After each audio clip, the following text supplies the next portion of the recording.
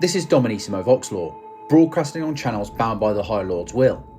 In this transmission we march into the labyrinth of the Minotaurs, the bronze-clad executioners of the Imperium, the chapter unleashed not to save, but to punish. Their origins are shrouded, their loyalty unquestioned, their fury turned as readily upon brother Astartes as upon alien foes. They are the hammer of Terra, the predators of Badab, the tormentors of the Lamenters, pariahs among their kind, yet favoured of the High Lords. Strike the seal of subscription, or be counted among the weak who falter before their judgment. Steel your will, shield your heart, and bear witness to this decree. This is the voice of Dominissimo, and this is the Law of the Minotaurs chapter.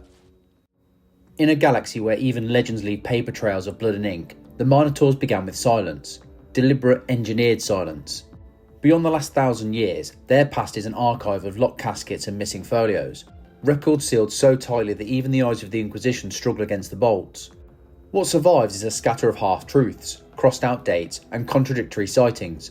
A chapter named Minotaurs fighting in one era, vanishing in the next, and reappearing centuries later beneath the same brazen bullhead sigil, as if the beast simply dipped beneath the waves of history and surfaced anew. One thread of Imperial Chronicle places Minotaur helms upon the ramparts of the Solar Rebellion in the shadowed centuries after the Heresy, their bronze phalanx moving in step with other Astartes to restore the throne's writ. Another insists they did not exist until the ill-omened 21st cursed founding, their designation stamped into grant letters of the 36th millennium like an omen in wet wax. Between those competing texts lies an absence that does not feel accidental. Either the Minotaurs are an unbroken line shrouded by order, or the name itself is an armoured mantle, donned, discarded, and donned again by different hands across the ages. The truth, by decree, is classified. What little leaked through suggests a genesis tainted by experiment. Fragmentary returns from the cursed founding list their gene stock as chimeric, a word that sends most apothecaries into careful silence. Yet even that clue is unstable, because the Minotaurs who stride the battlefields of the present age share only the heraldry and the hunger for close battle with those earlier berserkers. If the chimeric strain existed, it has either been mastered, replaced, or buried beneath a new issue of gene seed and a new doctrine. The ledger gives nothing more. The seal holds.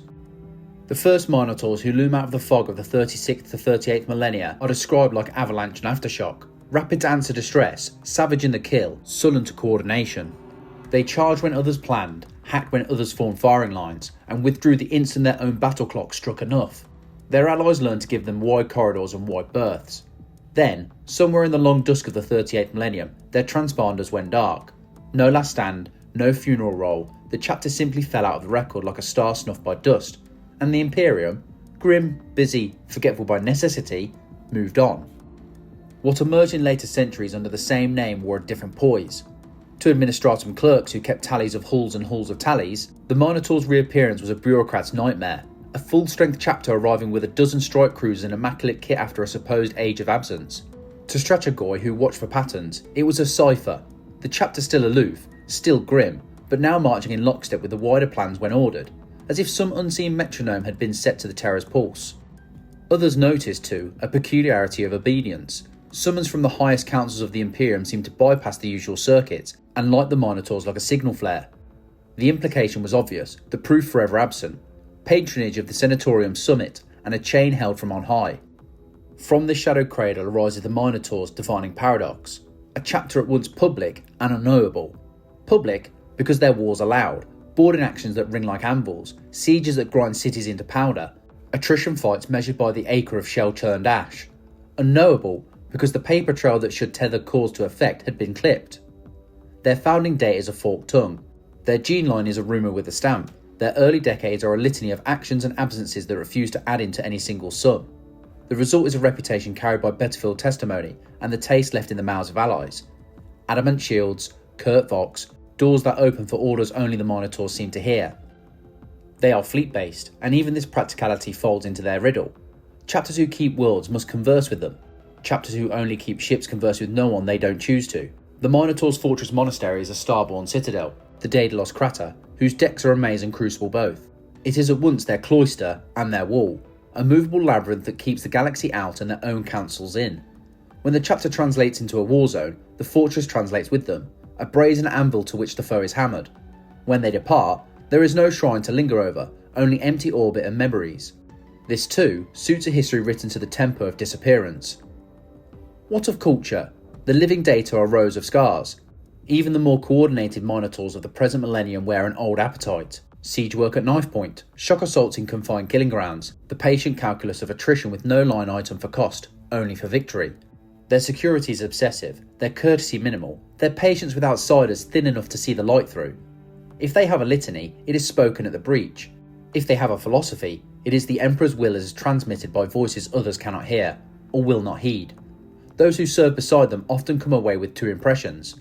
First, that the Minotaurs will accept any loss to reach the primary objective. Second, they will carry themselves as a chapter weaponised for tasks most brethren would refuse. Both impressions have a way of being true. Across the black, the Administratum annotates their name with asterisks. The Ordo Hereticus annotates those asterisks with question marks. Are they the same Minotaurs who once tore through campaigns as barely controlled berserkers, now tempered into a sword that strikes into a measured beat? Or did the Senatorum at some unrecorded hour take a defunct name from a shelf and issue it anew to a different gene line, a different command, a different purpose, thus preserving the fiction of continuity while building a better, more biddable beast? The question is not academic, it touches the heart of their function. Whether the Minotaurs are a chapter with a patron, or a patron's instrument disguised as a chapter, the only official answer is a blank space. And so the chapter's origin stands where all engineered myths stand, on the border between record and requisition. They are Minotaurs, because that's the sigil they bear, the name stamped on their manifests, the warning whispered by survivors of their assaults. They are Minotaurs, because when the High Lords, or something that speaks with their weight, require a problem solved with overwhelming, close-pressed force, it is the bull's head that appears in the hololithic gloom, and the bronze tide that follows. Perhaps that has always been true. Perhaps it became true when someone in a sealed chamber decided it should be. Either way, the beast steps out of the dark when called, and when it departs, the dark closes behind it, swallowing dates, bloodlines, and inconvenient questions. In the end, the most honest chronicle is the simplest, a chapter whose past is locked, whose present is a series of decisive violences, and whose future is written by the same hands that hold their leash. To seek a founding is to seek a line through smoke. Better to read the silhouettes, the horns, the mass, the forward surge, and name the thing by what it does. The Minotaur's origin is not a moment, it is a mandate, to be unleashed, to break what must be broken, and to return to the labyrinth without leaving a thread for others to follow. They came out of translation like spearheads flung from the dark, a wedge of strike cruisers, burnished hulls catching the lantern flare of system suns as if each vessel wore its own brazen halo. Vox beacons snapped alive across a dozen embattled subsectors, and a new call sign marched onto Imperial cartography. Minotaurs, attached to kill orders and route authorizations stamped in sigils few commanders ever saw outside catechisms. In a war already swollen with rumour and treachery, the Macharian Heresy, the sudden arrival of a full-strength chapter did not calm nerves, it tightened them. The heresy had begun as a crack in a triumph. Lord Solar Macaris's conquest had shat into feuding satrapies, governors and warlords gorging on what his empire-spanning crusade had left behind. Rogue fleets raided like carrion birds. Astra Militarum regiments found themselves turned against former comrades by edicts of petty kings. In that churn, the Minotaurs chose their ground with an executioner's sense for where the blade must fall. They did not drift into the coalition like another supplicant for supplies and billets. They declared a theatre, locked it down, and started counting the enemy in tonnage. On the first day, witnesses recorded 3 worlds felt their presence. At Vartus Gate, an outer ring depot where renegade flotillas refueled under the guns of mutinous void stations, a Minotaur spearhead punched straight through the anchorage pylons. There was nothing graceful about it. Attack craft went in first, fat-bellied boarding boats with rams like ceremonial horns, while breacher torpedoes hounded through the debris. Macro batteries hammered back. The Minotaurs did not jink, they burned. A station spoke in fire along its equator as the first breach collars bit, and then the Vox filled with the choking reports that always follow when the Astartes take a dock. At Sindarin, where a secessionist governor had laced the desert approaches with mine strings and summoned shrines to his own name, the Minotaurs treated the fortifications like a problem of patience. They gave none. Landers rasped down through the grit storms and unrolled armoured columns that moved as one organism, their escort infantry running close enough to lay gauntleted hands on trap guards. They didn't pause to articulate siege works. They drove the armoured fist straight into the governor's palace bunker and crushed the hinges of the rebellion with a single grinding pivot. By the time the banners were torn down, the chapter had already cut down the Vox spires and drowned the governor's last proclamations in static. And at Hecaton Reach, where the Strategoi marked with red ink on every campaign map of the heresy, the Minotaurs showed that their war was not a solitary rage, but a cadence that could fit in with a wider chorus. The Imperial Navy had sprung a net there, a lattice of overlapping interdiction fields meant to catch the breakout attempt of a renegade Admiral's Council that had gathered both Xeon pattern cruisers and rogue arc mechanics under a single flag. Only the net's knots were failing. too many variables, too many ships, too many captains who thought, in the end, of their own survival first. The Minotaurs' fleet burned in on the Navy's weak side without debate, slotted into the lattice like a keystone, and held, silent, blunt, immovable, while the Navy drew the noose tight. When the admirals finally tried to punch through, they met the chapter's wall. Boarding alarms wailed in enemy vessels like a choir gone mad. Afterward, wreckage drifted in grids neat enough to be mistaken for deliberate sculpture. What commanders remembered the most was not the violence, though they remembered that well enough, but the manner of it. The Minotaurs didn't bargain for fuel. They didn't ask for parade ground sectors. They took their brief from the war masters appointed by the Senatorium's voice, and then moved with such stark compliance that even bureaucrats stopped searching for the missing requisition forms and simply stepped out of the way. When their representatives did come to councils, it was in the persons of chaplains whose words were clipped to the bone. Dates, tonnage, objectives, a thin blade of liturgy to seal the arithmetic. No pleas for shares of glory, no quibbling over casualties inflicted versus suffered. They spoke as if the debt ledger in their hands ran only in one direction, towards completion. In the field, their discipline had a hardware smell. Squads deployed like door hinges in a fortress plan, predictable in the way that architects adore, terrifying in the way foes dread. Assault cadres lead with boarding shields scoured to bear ceramite, the bull's head engraved on them darkened by the patina of plasma flash. Heavy support sections never wandered. No heroic flanking gambits, no sprinting to claim ridgelines for the sake of a pick capture. They walked their arcs and chewed the air into lethal zones. When a breach had to be made, it was made with explosive geometry, shaped charges setting an equation on a bulkhead, then the answer expressed in motion as the first Marine stepped through the dust cloud already mid-swing. Stories proliferated, as they do in wars where men have to explain sudden changes in fortune to themselves. A Navy Commodore swore that a Minotaur captain boarded his flagship stratagem in total silence, listened to the disposition of forces for exactly 30 heartbeats, and then placed his gauntlet on the star chart 3 times in 3 different places. Each a weak seam the Commodore had missed, each later the site of a decisive cut. A guardsman medic told of finding Minotaur dead stacked with the same care the chapter showed their munitions, each warrior's helm placed on his chest, each stack aligned to an invisible axis that ran, the medic imagined, through the Emperor's throne and into the stars beyond.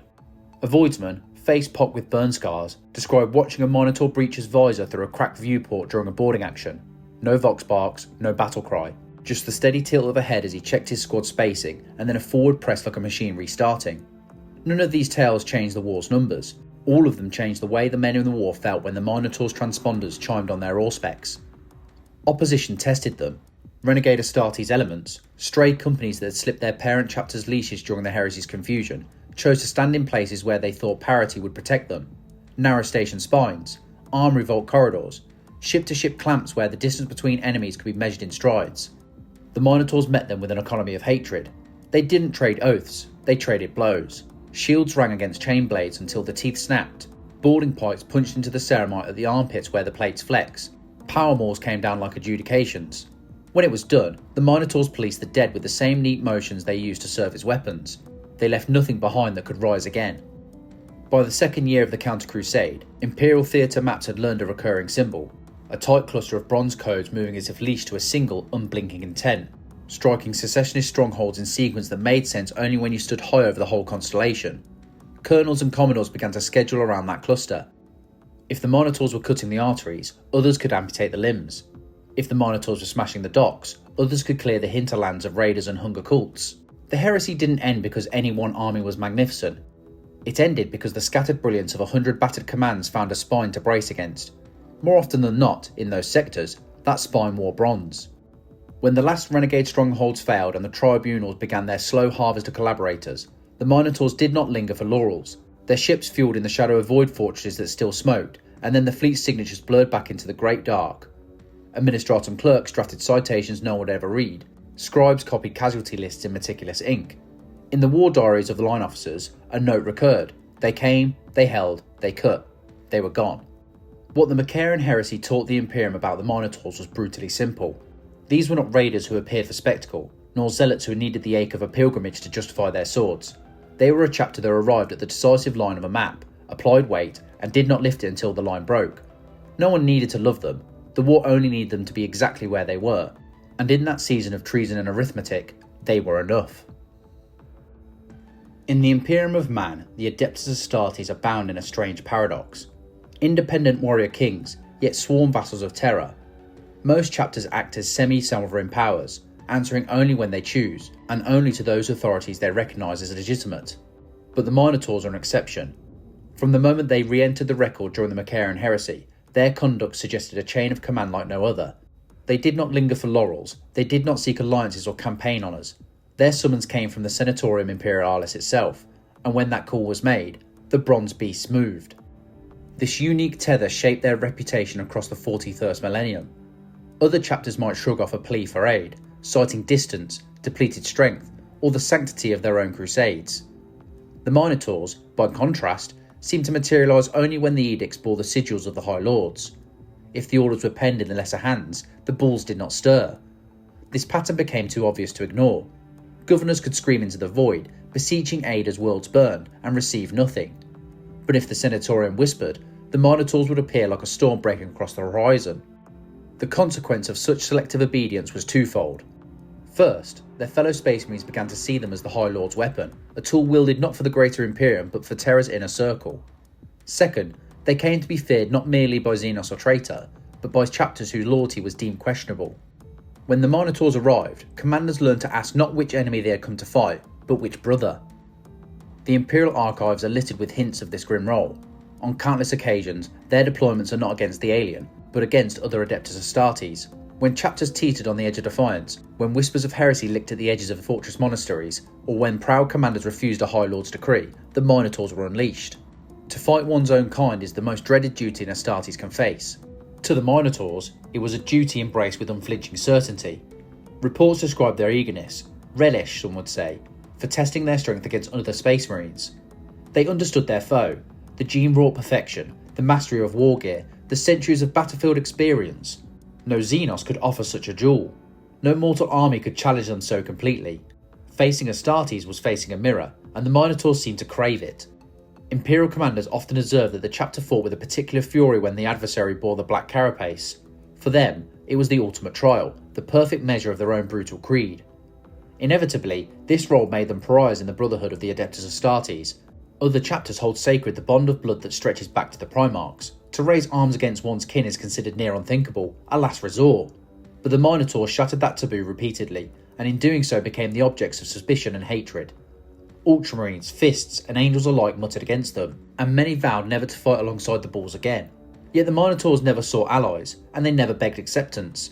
Their only loyalty lay with the orders sealed by Terra. The way they waged these sanctioned wars set them further apart.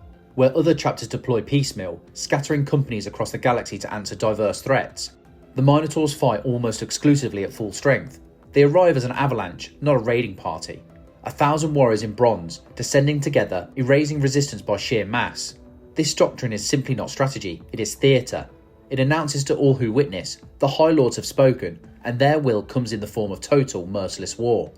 And what of the worlds that see them arrive? Their image sears itself into memory.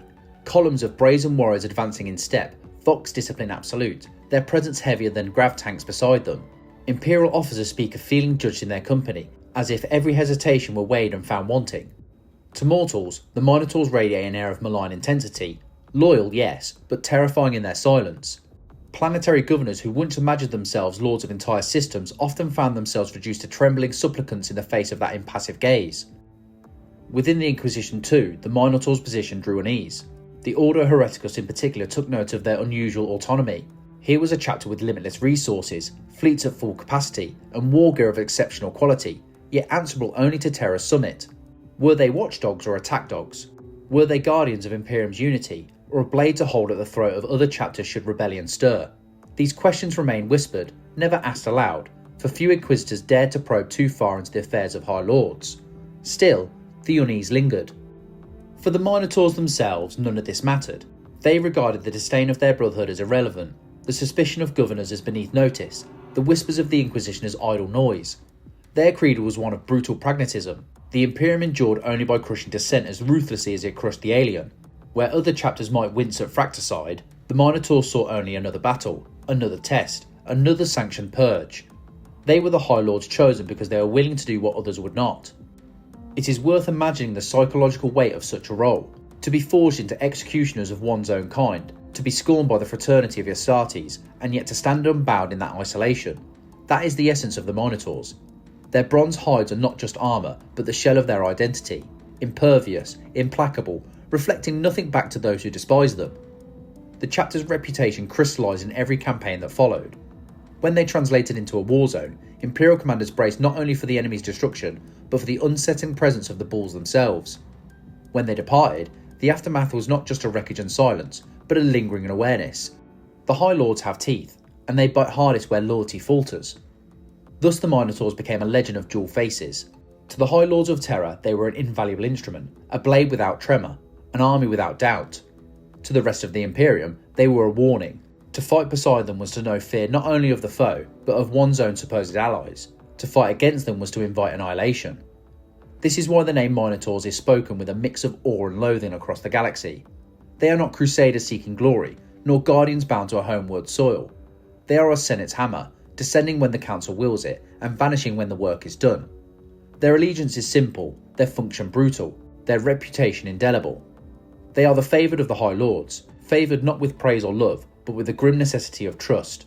Trust that when a brother chapter strays, when rebellion brews in the halls of Astartes' pride, when only Astartes can kill Astartes, the Minotaurs will come, and they will not stop until the bronze horns are slick with the blood and silence falls upon the Imperium once more. There are many horrors in the Imperium of man, yet few are more chilling than the sight of one space marine raising his blade against another. It is a thing almost unthinkable. The sons of the Emperor, paragons of unity, reduced to civil war. For most chapters, such a moment is rare, a wound to the soul of their very order. For the Minotaurs, it became a calling. Unlike their peers, the Minotaurs never flinched from the prospect of fratricide. When the High Lords pointed, they struck, even if the foe wore the aquila across their breastplate. This willingness, this eagerness, earned them dreaded whispers among the Adeptus Astartes, executioners in bronze, unleashed upon their brothers. One of the most infamous examples was the Euxine incident. The Inceptors chapter, whose loyalty had always been clouded by suspicion and refusal to comply with certain edicts, found themselves marked. Other chapters might have hesitated, might have sent emissaries or demanded proofs. But the Minotaurs descended in silence.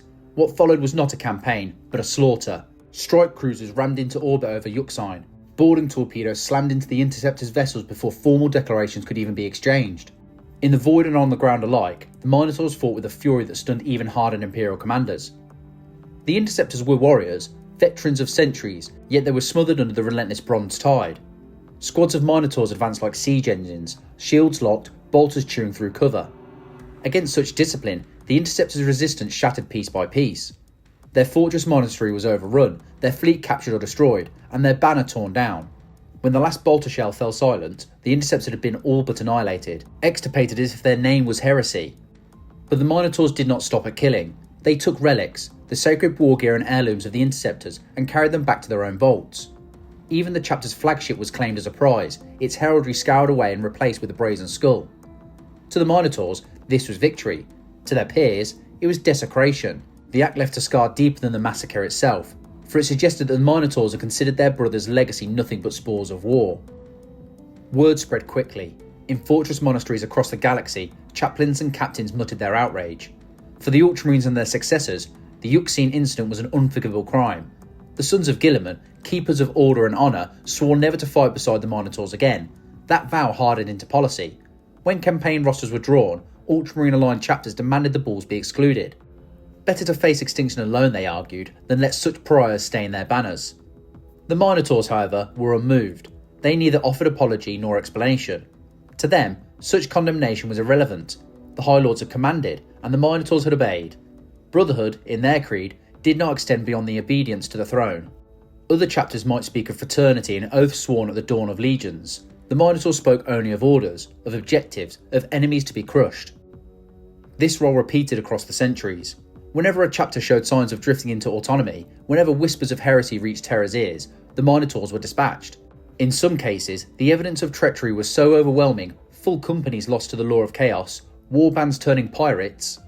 In others, the justification was murkier, the charges political as much as spiritual. But in each case, the Minotaurs did not question. They fell upon their targets with the same precision, the same pitiless aggression, as if their prey was Xenos or demon. There are reports, fragmentary, often scrubbed from the record, of other chapters that vanished under the bronze tide. Names erased, heraldry burned, their stories ending not at the claws of Tyranids or the blades of chaos, but at the hands of their supposed kin.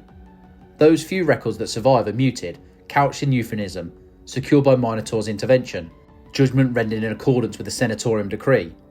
Behind those sterile phrases lies slaughter, vaults stripped, relics seized, and whole legacies erased from history. The psychological warfare of this cannot be overstated. To Imperial commanders and governors, the Minotaurs' reputation was not terrifying enough. To other Astartes, it was a shadow over every council chamber. What chaptermaster could speak too boldly against Terra's decrees, knowing that if the Senatorium lost patience, it would be the Minotaurs who came for him? What captain could whisper dissent, knowing that the bronze tide would sweep away his brothers, his fortress, his very name? Yet, perversely, the Minotaurs themselves seem to take pride in this role. For them, there was no higher test than fighting their own kind. No alien could match their ferocity, their resilience, the tactical genius of an Astartes foe. To clash against one's kin was to prove one's supremacy in the purest arena of war. In this, the Minotaurs almost seemed to find joy. Every duel was validation, every victory proof of their chapter's indomitable will. It is little wonder then that other Space Marines came to hate them. They were not brothers in arms, but predators set among the flock. To fight beside them was to fight under suspicion, wondering if today's allies would be tomorrow's executioner. To fight against them were to be erased from history. And so the Minotaurs carved their place in the galaxy not merely as warriors, but as enforcers of loyalty. They did not protect the Imperium in the way other chapters did. They policed it, punished it, scoured it when it strayed. They were the High Lord's reminder that even the Adeptus Astartes are not beyond discipline, not beyond the Emperor's leash. The Imperium of man survives by fear. Fear of Xenos, fear of heresy, fear of the Inquisition. The Minotaurs became another layer in the architecture of dread. Fear now of one's own kin. Fear that the next chapter to vanish under the bronze tide might be your own. In the end, this was their true legacy. Not the victories, not the trophies, not even the relics stolen from the vaults of fallen brothers, but the knowledge, whispered across every fortress monastery. When the High Lords grow displeased, they have executioners. And those executioners are the Minotaurs.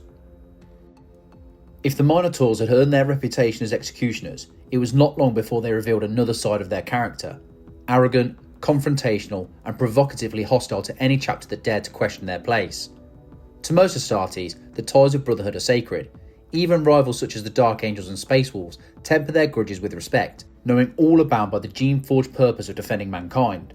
The Minotaurs, by contrast, seemed almost to delight in shattering those conventions. Whenever they fought alongside other chapters, discord followed.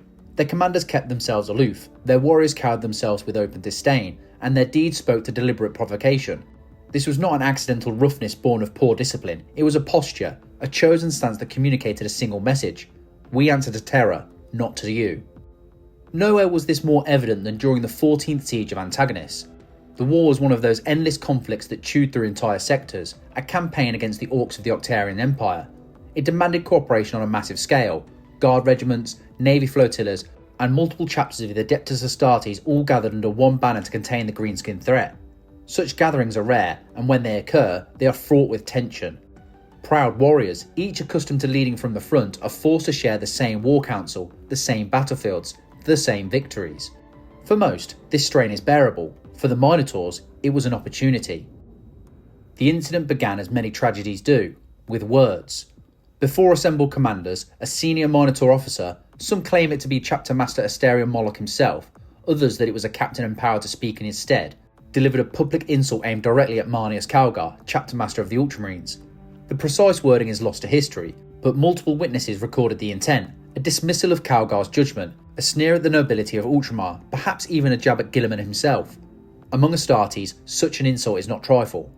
Calgar was not merely a chapter master, he is a Lord of Macragge, a statesman as much as a warrior, the exemplar of the Codex discipline. To be mocked in council by the Minotaurs was an outrage so severe that fists tightened on weapon grips and oaths of duel hissed between clenched teeth. The atmosphere was electric, a chamber of demigods teetering on the brink of violence. The insult did not stop there. Minotaur warriors, in the days that followed, taunted members of the Genesis chapter, a successor of the Ultramarines present on Antagonis. They jeered at their battle lines, questioned their courage, and treated them with naked contempt. It was provocation of the crudest kind, and yet it was executed with such cold purpose that it seemed designed to inflame. The Genesis, true sons of Guilliman, bristled. Tensions reached a breaking point. Ultramarines and Genesis warriors were moments away from clashing with the Minotaurs in full view of the Imperial Guard and Navy. The siege lines of Antagonis trembled, not from Ork bombardments, but from the threat of intersigned slaughter. And then fate intervened. The Orks, perhaps guided by the savage cunning of their war bosses, launched a massive counter-assault at precisely this moment. Their drums thundered across the plain, crude horns blaring, and green bodies surged against Imperial lines. The alarm sirens of Antagonis drowned out the shouts of insult, and warriors who had been seconds from duelling were forced to turn shoulder to shoulder against the alien horde. The battlefield itself prevented the tragedy. Ultramarines and Minotaurs fought side by side, bolters splitting the Orc tide, chainblades shrieking through the alien flesh. In that crucible, the chance of fratricide passed, but the hatred remained. When the greenskin assault was finally repelled, there was no reconciliation, no hand-clasp in mutual respect. The rift between Ultramar and the Minotaurs had been carved deep, and it would not heal. This was not an isolated clash. Reports from other campaigns tell of similar provocations. Minotaurs refusing to coordinate fire missions, seizing honours that belonged to allies, or deliberately overshadowing their brethren in the field. To many observers, it seemed the Minotaurs sought conflict with their peers. Perhaps it was a test of dominance, a constant reminder that they did not consider themselves equal to other chapters.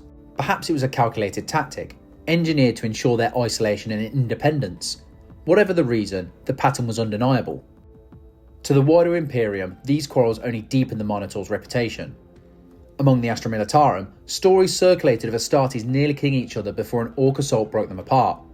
Among the Inquisition, scribes noted that the Minotaurs' arrogance served to sever them from the fraternity of chapters, binding them all the more tightly to Terra alone, and among the chapters of the Adeptus Astartes, the hatred festered. Yet the Minotaurs did not change. They did not soften their words, nor temper their scorn. They carried themselves with the same cold arrogance, as if daring others to defy them. For the Minotaurs, pride was not a flaw, it was a weapon. To provoke was to assert dominance, to remind every warrior on the field that the bulls were untouchable, shielded by the highest authority in the Imperium. This is the essence of their provocation, not reckless insult, but calculated contempt. They knew they were feared, they knew they were despised, and they leaned into it.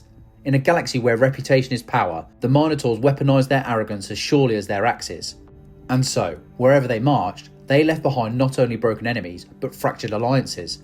Their legacy was not just written in blood spilled upon battlefields, but in grudges that burned long after the last shot was fired. For in every war council, every siege, every moment of tension, the Minotaurs reminded their kin of a truth few wished to face. In the Imperium of man, even brothers can be enemies. The Badab War was one of the most infamous civil conflicts of the late 41st millennium.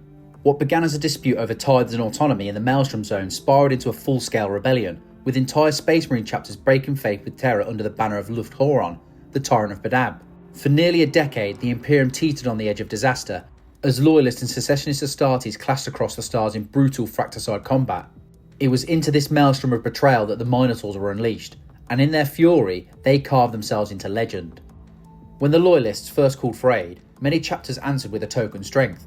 2 or 3 companies perhaps, dispatched to support the Astral Claw's would-be prosecutors. The Minotaurs, by contrast, committed their entire chapter. Every company, every ship, every warrior. They did not arrive in fragments, but as a singular avalanche of bronze and fire. Their fleet tore into the Maelstrom Zone in the late 907.M41 under the direct sanction of the High Lords of Terra, summoned at the personal request of the Legate Inquisitor Rynn.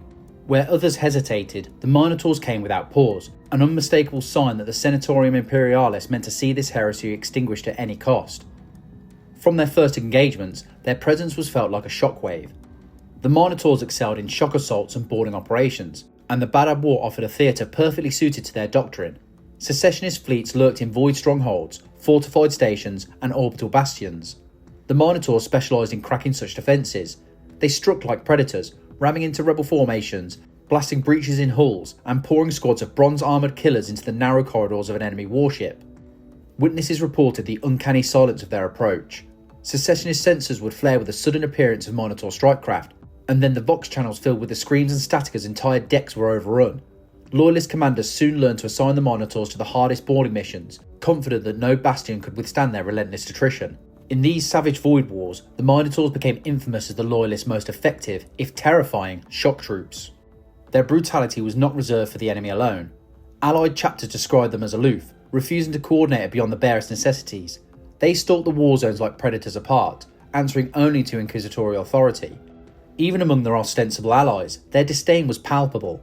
They seized glory without apology, executed strategies without consultation, and tolerated no interference. To many loyalist commanders, the Minotaurs were as unnerving as the foe. and looming over it all was Chapter Master Astarion Moloch, a figure already shrouded in myth. Moloch made his presence felt not in councils, where he was never seen, but in the carnage of the battlefield. His personal command ship, the Daedalus Crater, became the dread symbol of the Minotaurs' fleet, a labyrinth fortress monastery drifting through the war zone like a prow of a charging bull.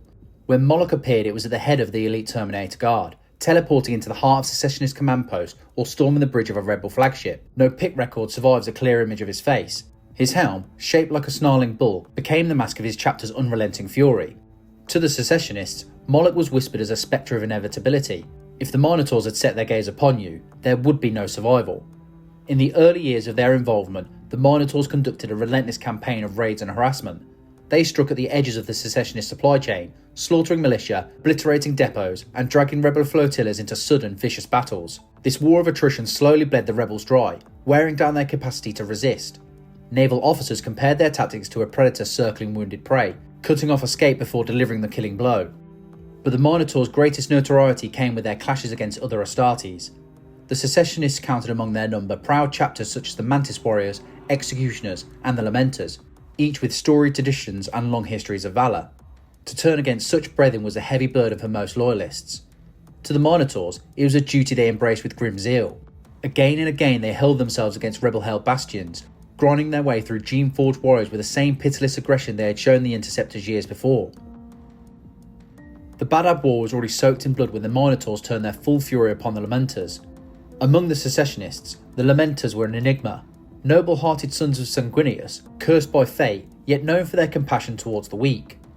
Unlike the tyrannical Astral Claws or the savage Executioners, the Lamenters had not joined Huron out of ambition or pride, but out of a misguided sense of duty, convinced that the Maelstrom Zone's independence was worth defending. Yet nobility offered no shield. When the High Lords decreed that the rebels should be crushed, the Minotaurs did not hesitate. They would break the angelic warriors with the same merciless precision they had shown against every other foe. The clash came in the Operator System, 908.M41. The Lamenters' fleet had rallied there, blood red and gold ships gleaming like sorrowful suns against the void. For weeks they had fought with courage, resisting the loyalists with a skill that bellied their dwindling numbers. But when the Minotaurs arrived, the balance of the war shifted. The bulls entered the system like predators scenting weakness, their fleet fanning out with mechanical precision. The trap was sprung. The void battle began as a storm of macro fire and torpedoes, great lances of energy trading blows across the gulf. The Lamenters fought with desperate valour, their ships weaving through debris fields, striking back with the ferocity of cornered beasts.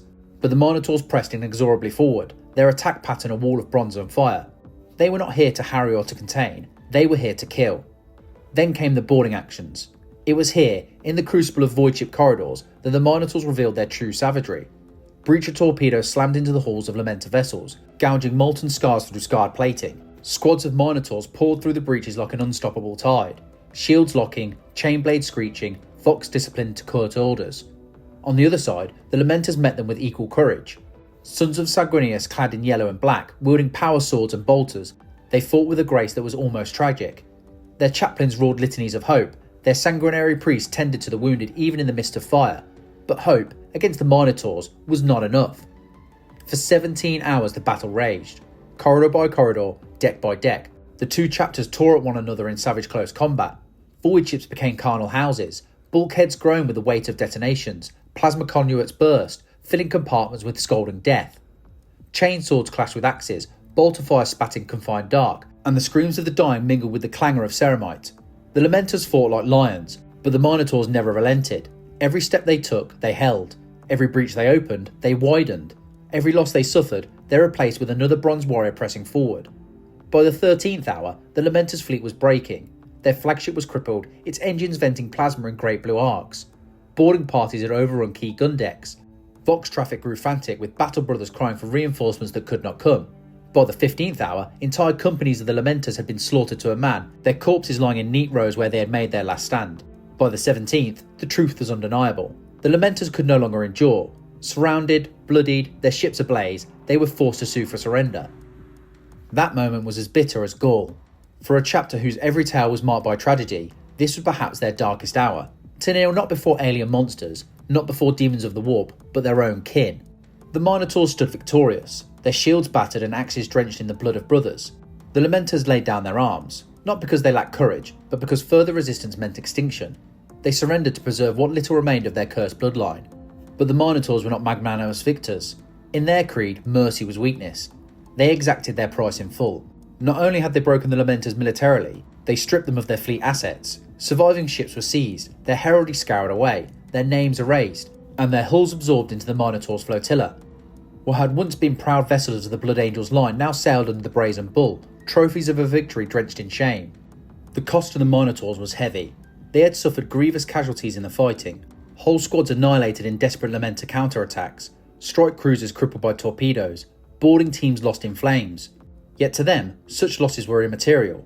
What mattered was the result. Another brother chapter humbled, another order of warriors broken, another rebellion quenched beneath their hoofs. To the High Lords, this was proof of the Minotaurs' worth. To the rest of the Adeptus Astartes, it was a horror. The aftermath left scars that would never heal. The Lamenters, already cursed by fate, now carried the mark of surrender. Though they were later condemned to a penitent crusade, the shame of kneeling before the Minotaurs haunted them. Other chapters wept for their fallen kin, but they also seethed with fury at the Minotaurs. The sons of Guilliman in particular saw the assault on the Lamenters as an unforgivable betrayal of the Brotherhood of Astartes. Whatever doubts that had been harboured before, the Battle of Opata confirmed them. The Minotaurs were not brothers at all, but executioners, unleashed upon their own with relish. And yet, from the perspective of Terra, the outcome was ideal. The Secessionist rebellion was broken, the Lamenters were removed from the war. The Minotaurs had proven their willingness to carry out orders others would balk at, no matter the cost. The High Lords had forged in them the perfect weapon, a chapter willing to fight brothers, willing to butcher angels, willing to stain their hands with the blood of kin if it meant preserving the Imperium. For the Minotaurs, the 17-hour battle in the Opata system was not a tragedy, but a triumph. They had faced one of the most storied bloodlines in the Adeptus Astartes, the noble sons of Sanguinius, and they had broken them. They had endured 17 hours of unrelenting combat, and they had not yielded. They had claimed ships, relics, and honour, and carried them back to their fortress monastery as spoils of war. For the Lamenters, it was another curse upon a cursed legacy. For the wider Adeptus Astartes, it was another wound that festered, and for the Imperium, it was the confirmation of a truth too terrible to ignore. When brother must slay brother, when loyalty falters, when rebellion must be crushed without pity, the High Lords of Terra will call the Minotaurs. When the smoke of the Badab War finally cleared in 912.1041, the Imperium surveyed the ruins of nearly a decade of bloodletting. Entire fleets lay drifting in ruin, star fortresses burned in slow orbit, their decks littered with the unburied dead. The Secessionists were broken, some destroyed outright, others condemned to penitent crusades, yet the cost of victory was profound. What was meant to be a restoration of Imperial authority had also been a massacre of Astartes by Astartes, and the scars it left on the Adeptus Astartes Brotherhood were deep. At the heart of those scars stood the Minotaurs. For the Bulls of Moloch, the war had been both crucible and proving ground. They had hurled themselves against Secessionists with unmatched ferocity, paying in blood for every corridor and every starship. Their confrontation with the Lamenters had left them grievously depleted. Hundreds of their number had fallen in the void battles above Opata, cut down in the 17-hour struggle that saw brother slay brother. Yet for all those losses, the Minotaurs departed the maelstrom not weakened, but strengthened. They had taken their price in spoils. The captured ships of the Lamenters were pressed into their own fleet, their icons scoured, their machine spirits broken to new masters. Weapon stockpiles, munitions, and relics claimed from the rebel vaults were carried back to the Daedalus Crota. Even the wreckage of Secessionist strongholds was not left untended. The Minotaurs combed them for war gear and sacred trophies. Where others mourned the losses of the war, the Minotaurs seemed to regard it as a harvest. Their chapter emerged bloody, yes, but also replenished, enriched, and reinforced. This act of plunder horrified many. The Adeptus Astartes held relics sacred, not as mere weapons, but as legacies of their primarchs and their gene lines. For the Minotaurs to strip the Lamenters' heritage, to seize their ships and carry them away like loot, was seen as desecration. It confirmed what many chapters had long suspected, that the Minotaurs did not view their brothers as kin, but as resources, no different from Xenos or heretic. In their eyes, every foe, be he alien, traitor, or loyalist fallen from favour, was simply another quarry to be broken and consumed. The response from the wider Astartes Brotherhood was swift and bitter. The Ultramarines and their successors, already enraged by the Bulls' insults and antagonists, now formalised their contempt. They refused to fight beside the Minotaurs, condemning them as butchers and oathbreakers. Other chapters muttered their outrage more quietly, but the sentiment spread. In fortress monasteries from the Segmentum Solar to the eastern fringe, chaplains spoke of the Minotaurs as pariahs, cursed executioners who had traded fraternity for patronage. But to Terra, none of this mattered. The Senatorum Imperialis judged the results. and the Minotaurs had delivered results in abundance. They had crushed the Lamenters, they had hounded the Secessionists, they had forced Imperial will with ruthless efficiency, leaving no room for negotiation or mercy. In the halls of power, the bulls were not reviled, but celebrated. Their success only deepened the suspicion that they were the favoured sons of the High Lords, given licence to act with impunity so long as the Imperium's authority was maintained. Their chapter master, Astarion Moloch, embodied this paradox. To other Space Marines, he was a spectre, never seen at war councils, rarely glimpsed outside the carnage of battle, a figure hidden behind the snarling bull helm. To the Secessionists, he was Doom incarnate, a warlord who descended without warning and left only ruin. To Terra, he was the High Lord's blunt instrument, a commander who asked no questions, demanded no glory, and carried out every decree with brutal precision. In the years immediately following Badab, the Minotaurs did not vanish into silence. Instead, they remained in the Maelstrom Zone, enforcing Imperium retribution upon worlds that had supported the rebellion. Colonies that had supplied the Secessionists were scoured by fire, cities were reduced to rubble in punitive bombardments, populations were purged or enslaved, their banners replaced with the sigil of the Imperium. To those who witnessed it, this was no mere counterinsurgency, it was the slaughter of whole populations to ensure no ember of a rebellion survived. The Minotaurs prosecuted this work without hesitation, their indifference to civilian suffering chilling even to the hardened Imperial officers. It was in these years their true role crystallised. They were not crusaders, nor guardians of a homeworld, nor keepers of honour. They were enforcers. When the High Lords demanded obedience, it was the Minotaurs who made examples.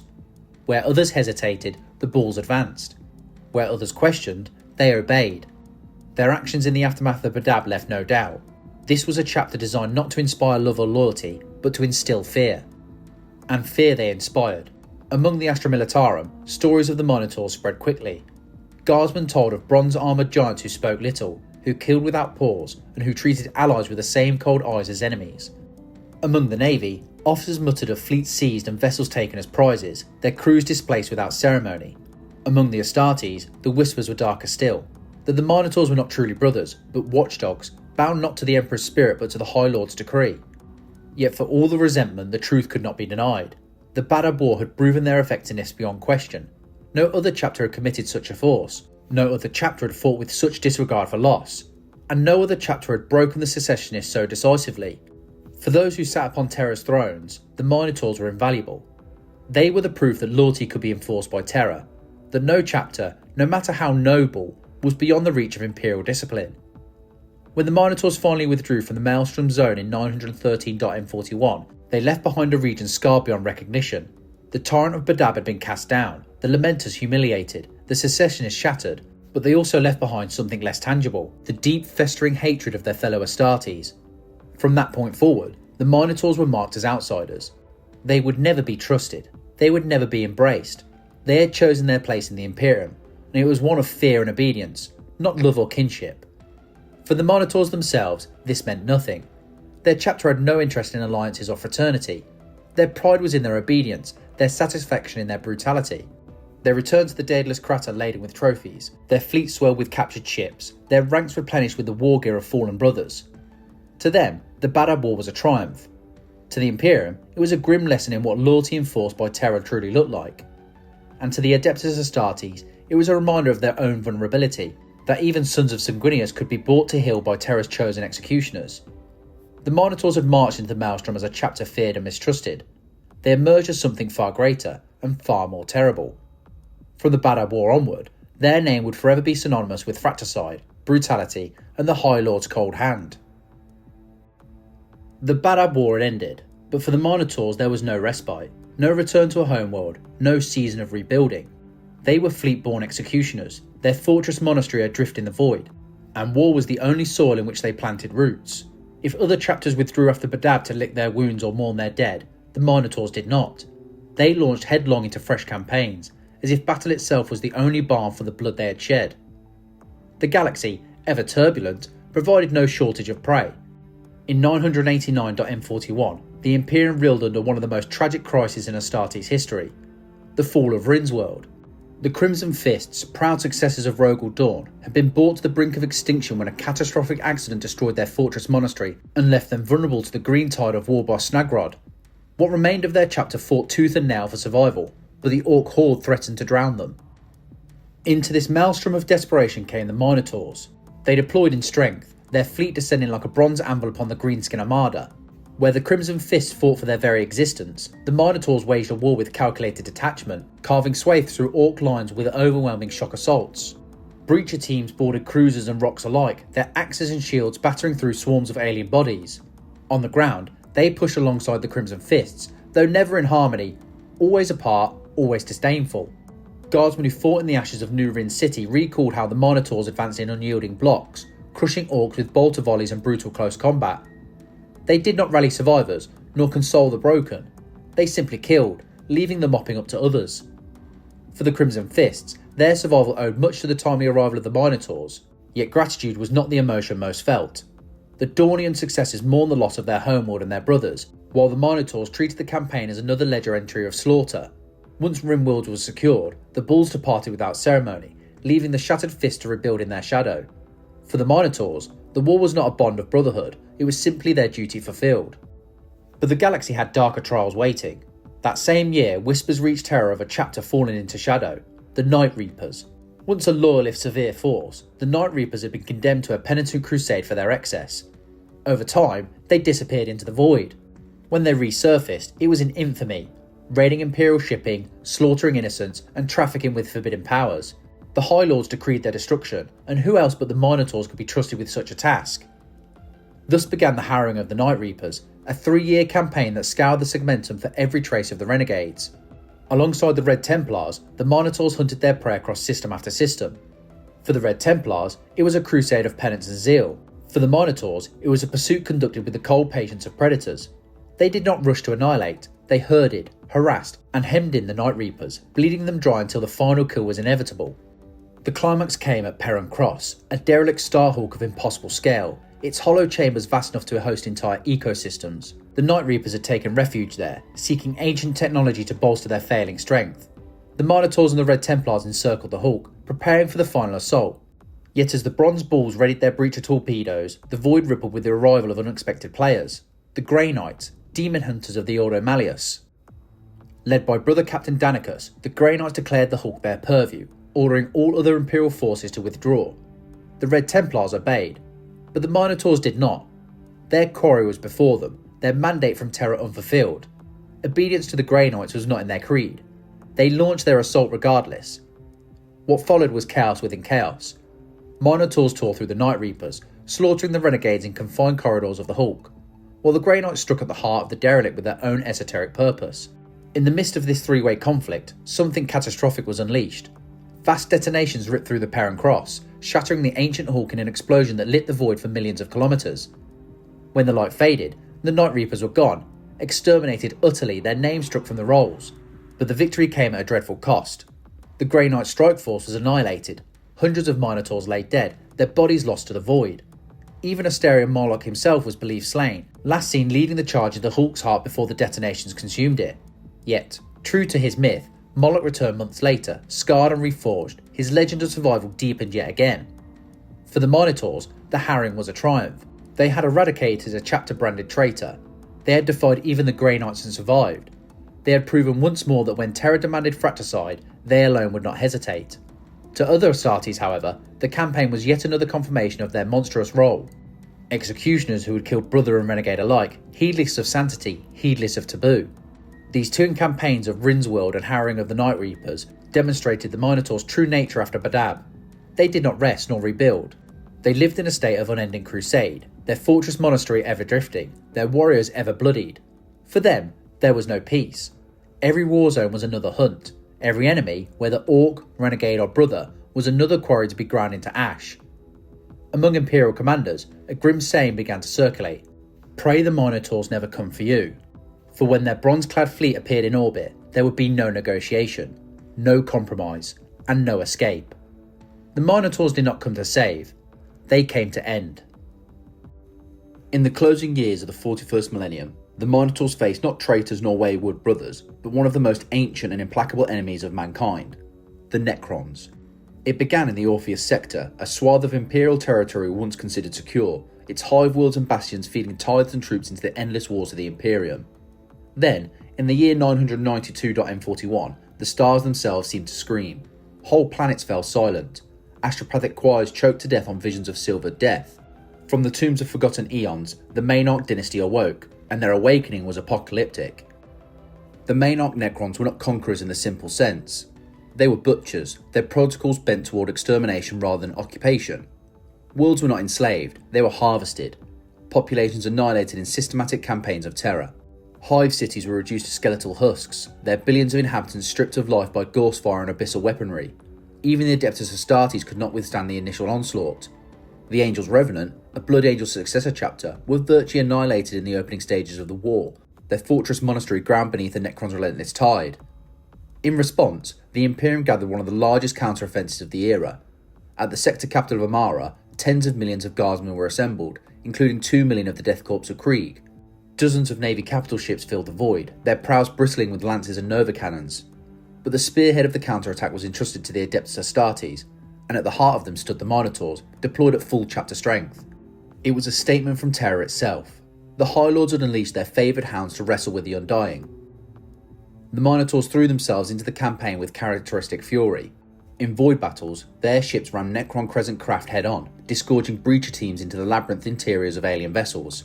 In ground assaults, they formed their shield walls against the inexorable tide of living metal, their axes and chain blades hacking through phalanxes of skeletal warriors that simply refused to stay down.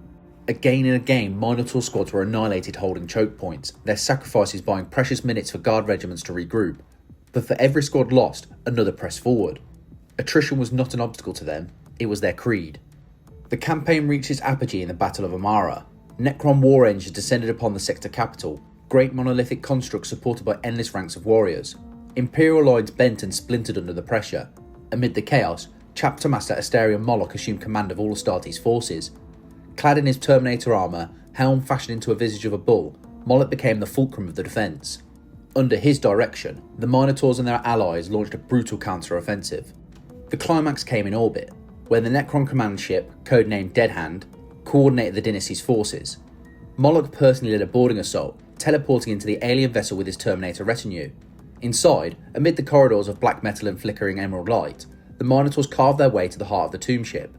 There, Moloch confronted the Necron overlord believed to be Kutlak the World Killer, tyrant of the Maynarch dynasty. Accounts of their duel are fragmentary, recorded by flickering helm feeds before static consumed the Pict. What is known is this: Moloch struck down Kutlak's bodyguards with a sweep of the Black Spear, and for a brief, terrible moment, the chapter master of the Minotaurs clashed with the ancient warlord of the Maynarch. Sparks of emerald and crimson lit the chamber as power weapon met war scythe. Kutlak fell, his necrodermis body shattered beneath Moloch's fury. But as the tomb ship convulsed in its death throes, Moloch was cast into the void, lost amidst the wreckage. His warriors scoured the debris field for him, and once again the legend grew. Moloch, the bull who could not be slain, was eventually recovered alive, broken but unbowed. The victory at Amara blunted the Necron invasion, but it came at an unimaginable cost. Billions were dead, entire worlds were reduced to ash. The Maynarch had been driven back, but the Orpheus sector was ruined beyond salvation. It was here the Minotaurs performed perhaps their most terrible duty. With the surviving Necron forces in retreat, the High Lords decreed that the Orpheus sector be denied to the Xenos utterly. Its remaining worlds were to be purged. And so the Minotaurs became executioners on a scale few chapters could stomach. Alongside elements of Battlefleet Orpheus, they enacted exterminators upon planet after planet. Virus bombs turned hives into seas of sludge. Orbital bombardments scoured continents into glass. Populations who had somehow survived both Necron Blade and Imperial neglect were silenced under firestorms. The Imperium would rather see the sector dead than risk it falling once more into Necron hands, and the Minotaurs carried out this order with cold precision. For the common soldier it was a horror. Guardsmen who had bled to defend these worlds now watched them die by Imperial command. For other Astartes, it was an act of blasphemy, killing billions of the Emperor's subjects when even a spark of life remained. But for the Minotaurs, it was nothing more than another decree fulfilled. Their duty was not to question, but to execute. When the sector was finished, when the last world lay silent, the Minotaurs gathered their dead, boarded their fortress monastery, and departed without ceremony. The Fall of Orpheus left a scar not only on Imperial maps, but on the conscience of the Adeptus Astartes. Some whispered that the Minotaurs had become monsters, more feared than the Necrons themselves. Others argued that without their intervention, the Maynarch dynasty would have consumed far more than a single sector. The truth, as always, lay in blood. The Minotaurs had obeyed, the sector was dead, the Imperium endured. And so the legends of the Minotaurs deepened. They had broken traitors in Badab, butchered brothers in Opata, and now erased an entire sector of mankind to deny it to the alien. They were not saviours, they were not guardians, they were the High Lord's hammer, and they struck wherever they were told, no matter how grim the command. The galaxy shudders as the Cicatrix Maledictum tore reality in half. Across the Imperium, communications collapsed, star systems vanished into warp storms, and the Great Divide of the Great Rift yawned like a wound that would never heal. In this time of terror, every chapter of the Adeptus Astartes was tested to its limits. For the Minotaurs, that test came not only from the outside, but from within their own blood. The tale begins with a wound delivered by their most hated of enemies, the Death Guard. In the maelstrom of wars that followed the opening of the Rift, a strike force from the 7th Plague Company found its way into the heart of the Minotaurs' domain. Their fortress monastery, the colossal fleet-borne citadel known as the Daedalus Crater, became the target of a sudden and merciless assault. Noxious plague ships, their hulls swollen with pustules of warp filth, descended upon the Bull's fortress like carrion birds. The Minotaurs fought with their usual ferocity. Boarding actions lit the void, decks ran slick with the ichor of diseased heretics, and corridors became abattoirs as bronze and rock collided in endless combat. Ultimately, the Death Guard were repelled, forced to withdraw by the sheer brutal tenacity of the Minotaurs, yet the Plague Marines had already accomplished their true purpose. Amidst the battle, they unleashed virulent toxins and warp-borne contagions into the fortress's genetic repositories. The result was catastrophic. The Minotaurs' gene seed stock, the sacred essence of which from all future Battle Brothers are created, became tainted. Apothecaries reported corruption threading through the gene vaults like veins of poison, threatening to render the chapter sterile. For the Minotaurs, whose entire existence was bound to perpetual war, such contamination was a death sentence. Without pure gene seed, their chapter would wither into nothing within a handful of generations. But the Minotaurs were not a chapter that waited for death. In their fury, they set course for the only place that salvation could be found, Holy Terra itself. The journey was perilous. The Great Rift split supply lines and shrouded starways in storms of unreality. Entire fleets were swallowed whole by the Imperium. Yet the Minotaurs cut their way across the galaxy with grim determination, a full chapter on the march. They did not slink in shame. They came in force, their fortress monastery and entire fleet burning toward the cradle of humanity as if daring the warp to halt them. When they arrived in the Sol system, they did so in spectacular fashion. Their fleet translated into the warp over the throne world with the full weight of their power, strike cruisers, battle barges, and the immense Daedalus Crater. To the citizens of Terra, who had endured demonic incursions in the wake of the Rift, the sudden arrival of the Minotaurs was both awe-inspiring and terrifying. Few chapters had ever brought their entire strength to the very gates of the Imperial Palace. Their presence was not solely to beg for purification. They came also to fight. Terra, though defended by the Adeptus Custodes and countless regiments, was still riddled with heretical remnants and chaos cults spawned during the recent invasions. The Minotaurs became the Emperor's bronze fist in the streets of the throne world, purging cultists and traitors in the shadows of the palace. Witnesses spoke of their shield walls grinding through hat blocks, of their axes rising and falling in endless rhythm, of cult leaders silenced with brutal finality. Even on Holy Terra, the Minotaurs proved what they had always been, executioners unleashed where fear had taken root. Yet even as they cleansed the throne world, politics called around them, for within the Senatorum Imperialis, not all was unity. A cabal of reactionary High Lords, displeased with the reforms of Rabuti Guilliman, newly returned Primarch and Lord Commander of the Imperium, hatched a plot to seize power. This conspiracy, remembered as the Hexarchy Rebellion, erupted just as the Minotaurs set foot upon Terra. The timing was no accident. Guilliman's loyalists had lured the traitors into revealing themselves, and the Minotaurs' arrival forced the Hexarchy's hand. Open rebellion broke out in the halls of governance. Armed retainers of the conspirators clashed with the soldiery of Terra, and assassins moved through the shadows. The Minotaurs, called to action once more, marched straight into the heart of the Senatorium, axes in hand. The rebellion's end was swift and bloody. The Officio Assassinorium, acting under Guilliman's sanction, struck down most of the traitor lords before they could flee. Yet the conflict nearly spiraled into disaster when the Master of Assassins, himself a conspirator, was shielded by none other than the Adeptus Custodes and the Sisters of Silence, who mistook him for a loyal High Lord. For a heartbeat of history, the Emperor's own Golden Guardians stood in arms against the Minotaurs, the two most fearsome forces of the Imperium crossing blades within the very shadow of the throne. The clash did not escalate to open slaughter. Chancellor Violetta Roskova of the Administratum intervened, commanding both sides to stand down in the Emperor's name. Reluctantly, the Minotaurs obeyed, lowering their weapons. The Custodians and Sisters, realising the deception, withdrew in silence. The Hexarchy was broken, the rebellion crushed, but the near tragedy was a reminder of how close the Imperium stood to civil war, even in its most hallowed halls. For the Minotaurs, the campaign on Terra ended as abruptly as it began. Their gene seed stock was purified, replenished by the sacred vaults of the Adeptus Mechanicus, and reinforced with the Primaris reinforcements unleashed by Guilliman. Once more, the chapter stood at full strength, augmented by warriors of a new breed. Their purpose reaffirmed, their fury undimmed, they withdrew from Terra as suddenly as they had come, leaving behind a throne world that remembered both the terror of their arrival and the necessity of their presence. To the enemies, the Minotaurs remained monsters. To their peers, they were pariahs. But to the High Lords of Terra, they had proven their worth beyond doubt. They had fought the Death Guard, survived the taint of corruption, purged the throne world, and stamped out rebellion at the very heart of the Imperium. Their gene seed was cleansed, their ranks renewed, and their legend darker than ever. The Minotaurs left Terra with their fortress monastery prowling once more into the void, their banner still brazen with a bull's head. They had looked extinction in the eye and defied it. They had fought not only Xenos and Heretic, but even the shadows of the Emperor's own palace. And, true to their creed, they had never faltered.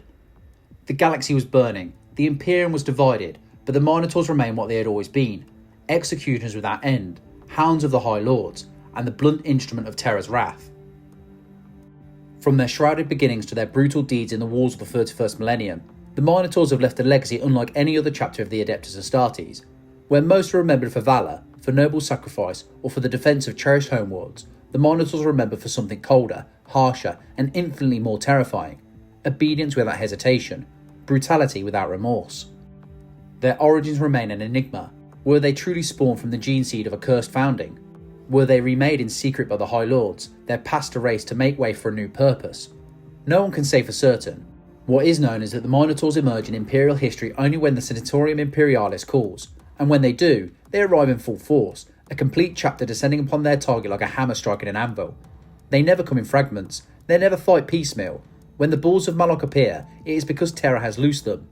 This unique relationship with the High Lords defines their legacy. To the Senatorum, they are the perfect weapon, utterly loyal, unflinching in their willingness to kill even their own kin. To the wider Imperium, they are the shadow of Terra, the reminder that loyalty is enforced not by faith alone, but by fear. For the Minotaurs do not exist to inspire, they exist to remind every governor, every commander, and every chapter master that the throne watches, and that the hand of Terra has claws. Their campaigns speak for themselves. In the Macharian Heresy, they return from obscurity to carve through rebels like executioners at dawn. Against the Inceptors, they annihilated a brother chapter without hesitation, taking their relics as spoils. In the Badab War, they committed their entire strength, breaking the Secessionists and dragging the Lamenters to their knees after 17 hours of brutal void combat. In the Orpheus sector, they fought the Necrons to the brink of destruction, then exterminated billions of Imperial citizens to deny the Xenos their prize. In the wake of the Great Rift, they cleansed Holy Terra itself and crushed treachery in the Senatorium's very halls. Time and again they have shown what they are: executioners unleashed upon traitors, Xenos, and even brothers, with no distinction between them. And yet their legacy is not one of glory. Among the Adeptus Astartes, the Minotaurs are despised. The Ultramarines and their successors curse their name. The Blood Angels weep for the torment of the Lamenters. Countless chapters whisper that the Bulls are not true brothers at all, but watchdogs of the High Lords, a creation of politics rather than faith. They are not seen as kin, but as predators. To fight beside them is to feel suspicion at one's back. To fight against them is to invite annihilation. Still, hatred does not diminish their effectiveness. Indeed, it amplifies the fear they inspire. For if the Minotaurs will butcher brothers with the same zeal they show to aliens, then who can stand against them? If they will desecrate relics, seize fleets, and purge entire sectors, then what governor or chapter master can believe themselves safe? This fear is their greatest weapon. Every time their fleet appears in the void, the message is the same: the High Lord's patience has run out. The Minotaurs themselves embrace this role. They do not seek fellowship, they do not crave recognition. They revel in their isolation, for it means their loyalty is undivided. They march into war with grim pride, their bull's head sigils gleaming, their shields locking into impenetrable walls, their axes falling like blows of executioners. They do not question, they do not hesitate, they do not stop. And above them all looms Astarian Moloch, their chapter master, a figure more legend than man. Shrouded in his Burrock Terminator armour, wielding the Black Spear, Moloch has led them through every trial of the late 41st millennium. To his enemies, he is a monster. To his warriors, he is the embodiment of their creed. To the Imperium, he is the proof that the Minotaurs endure not because they are loved, but because they are needed. In the grim darkness of the far future, where the Emperor's realm teeters on the brink of collapse, there is little room for sentiment. The Minotaurs are not saints, they are not heroes. They are the teeth of the Imperium's maw, the iron in its hand, the cruelty in its survival. Their legacy is written in the blood of traitors, brothers, and innocents alike. It is a legacy of fear, of obedience, and of inevitability. When the Minotaurs come, there can be no negotiation, no hope of mercy, no escape from judgment. They are the favoured of the High Lords, the pariahs of the Adeptus Astartes, the executioners of the Imperium. Their legacy is not the defence of worlds, but the reminder that loyalty is a chain, and they are the bull-headed beasts that drag it tight around the galaxy's throat. And so, when the Auspex pings with their sigil, when the void fills with the hulking ships of their fleet, and when the bull's head gleams upon the horizon, all know what it means. The Minotaurs have come, and nothing will survive their judgment. You have received the transmission of Dominissimo Voxlore. The saga of the Minotaurs chapter stands as one of blood and judgment. Executioners of the High Lords, pariahs among their brothers, and hounds unleashed to kill without hesitation. Mark your allegiance. Strike the seal of subscription and join the ranks of those who seek the hidden truths of the 41st millennium. Until the next broadcast, guard your loyalty well, for when the bull's head appears, there is no sanctuary, only the Emperor's decree. This is Dominissimo, and this channel carries the lore of the Minotaurs.